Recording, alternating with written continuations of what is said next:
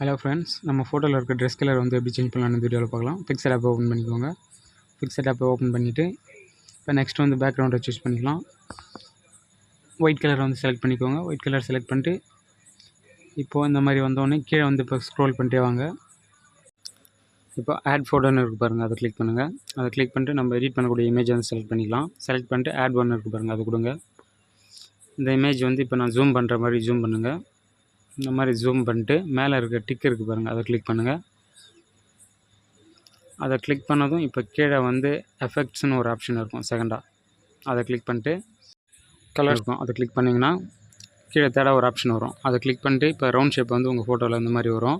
அந்த round shape வந்து உங்கள் ட்ரெஸ் மேலே விடுங்க. உங்கள் ட்ரெஸ் மேலே விட்டு ஃபஸ்ட் ஆப்ஷனாக ரீப்ளேஸ்னு இருக்குது பாருங்கள், அது வந்து ஸ்க்ரோல் பண்ணிட்டே வந்தீங்கன்னா அந்த மாதிரி கலர் சேஞ்ச் ஆகும். இப்போ நெக்ஸ்ட் மேலே எரேசர் பட்டன் இருக்குது பாருங்கள், அதை கிளிக் பண்ணுங்கள்.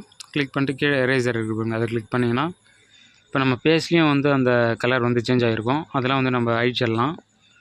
எரேசரை கிளிக் பண்ணிட்டு இந்த மாதிரி வந்து தேவையில்லாத இடத்துல நம்ம அழிச்சிட்டோமா ட்ரெஸ் மட்டும் கலர் சேஞ்ச் ஆகும், நம்ம ஃபேஸில் வந்து நார்மலாக இருக்கிற மாதிரியே இருக்கும். அதனால் எரேசரை வந்து கிளிக் பண்ணி அதெல்லாம் வந்து தேவையில்லாதெல்லாம் அழிச்சிடணும்.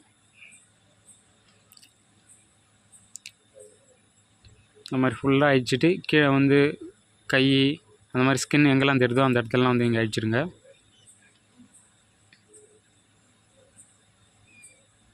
ஓகே, இந்த மாதிரி அழிச்சிட்டு இப்போ வந்து மேலே வந்து டிக் ஆப்ஷன் இருக்குது பாருங்கள் டாப்பில், அதை கிளிக் பண்ணிக்கோங்க.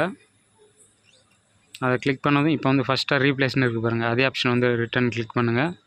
இந்த மாதிரி ஸ்க்ரோல் பண்ணிட்டே வந்தீங்கன்னா இப்போ வந்து கலர் வந்து நல்லாவே சேஞ்ச் ஆகும். நம்ம ஸ்கின்லாம் வந்து கலர் சேஞ்ச் ஆகாமல் அப்படியே இருக்கும், ட்ரெஸ் கலர் மட்டும் சேஞ்ச் ஆகும். இப்போ நெக்ஸ்ட்டு மேலே இருக்கிற டிக்கை கிளிக் பண்ணிட்டு அந்த ஏரோ சிம்பிள் இருக்குது பாருங்கள், அதையும் கிளிக் பண்ணிங்கன்னா இப்போ கேலரியில் வந்து இந்த இமேஜ் சேவ் ஆகிடும். மறக்காமல் நம்ம சேனலை சப்ஸ்கிரைப் பண்ணிக்கோங்க.